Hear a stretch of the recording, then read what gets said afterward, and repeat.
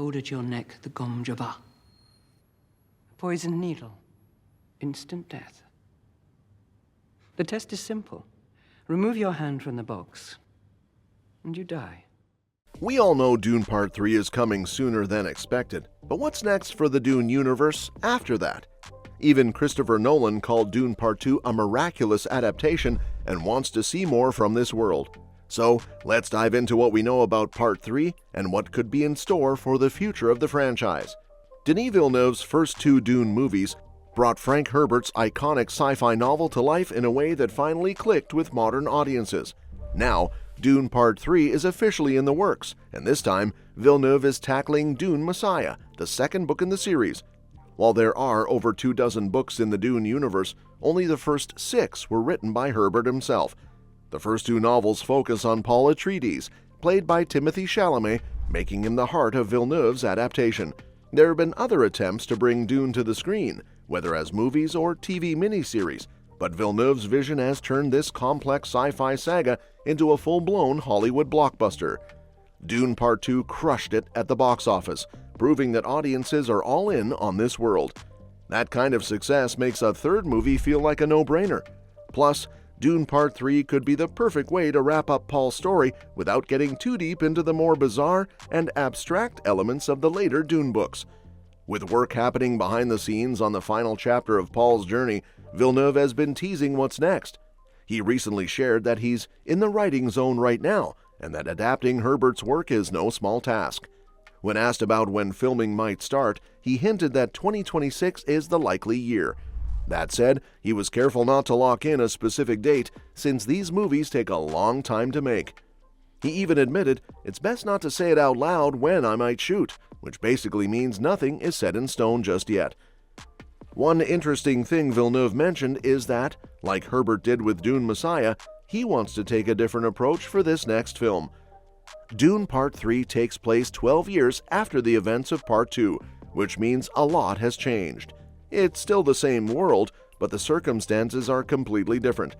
That's why Villeneuve keeps saying that even though it's a continuation, it's going to feel like a new film with its own unique story.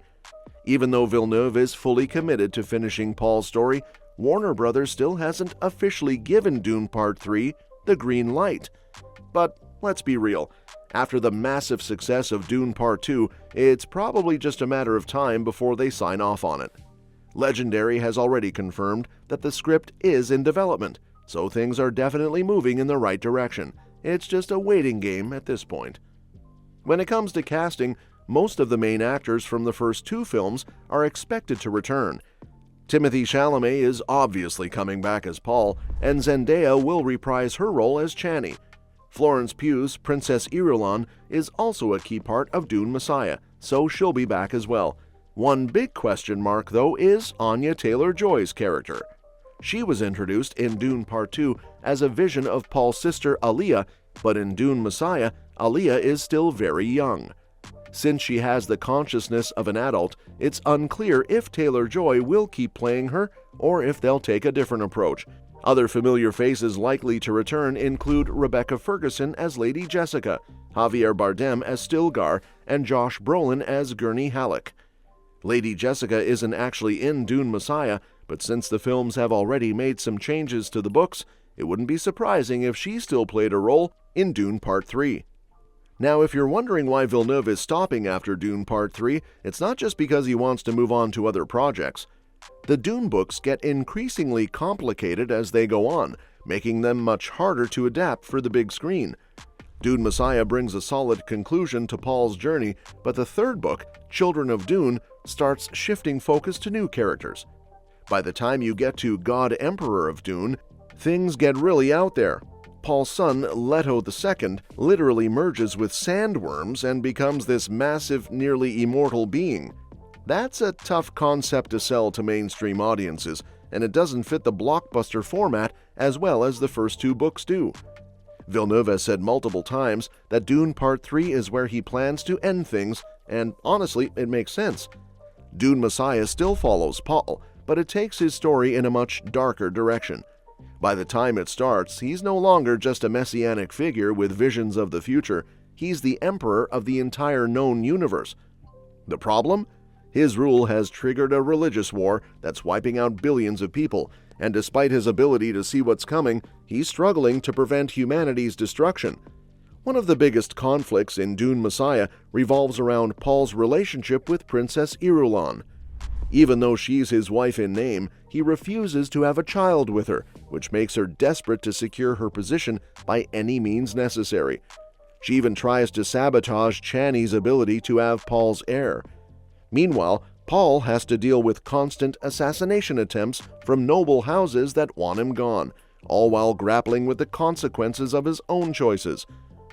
The Dune series has always been about questioning the dangers of blind faith and absolute power, and Dune Part 3 is arguably one of the most important chapters in that conversation. Paul's rise in the first two movies made him look like a hero, but Dune Messiah changes everything by showing the cost of that kind of power. It's a fascinating character study and a perfect way to end Villeneuve's Dune trilogy. So while we still have to wait for official confirmation from Warner Brothers, the writing is already on the wall. Dune Part 3 is happening.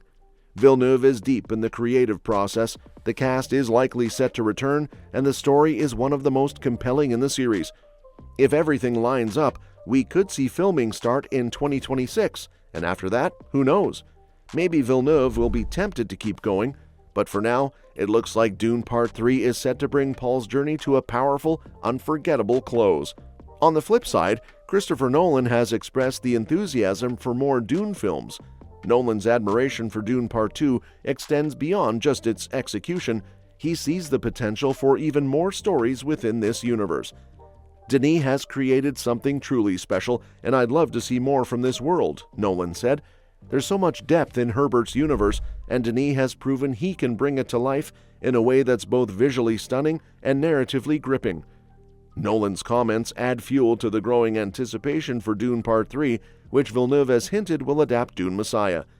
The director previously stated that a third film would be his final entry, but with industry titans like Nolan praising the adaptation and urging further exploration, could Villeneuve reconsider? Dune 2 reminded me of The Empire Strikes Back in how it deepens the themes, expands the stakes, and delivers an unforgettable cinematic experience, Nolan added. If Denis were to continue, I have no doubt he'd craft another masterpiece. With Villeneuve already teasing a return to Arrakis sooner than expected, and Nolan publicly championing the franchise, Dune 3 seems not only inevitable, but also highly anticipated by some of the biggest names in filmmaking. Whether Villeneuve stops at a trilogy or considers expanding further, the future of Dune has never looked brighter. And that's that for today's video. Thanks for watching, and we'll see you in the next one. Your suggestions for future videos are always welcome in the comments below. Don't forget to like, share, and subscribe to stay in the loop. And if you want, you can share your thoughts about this video in the comments.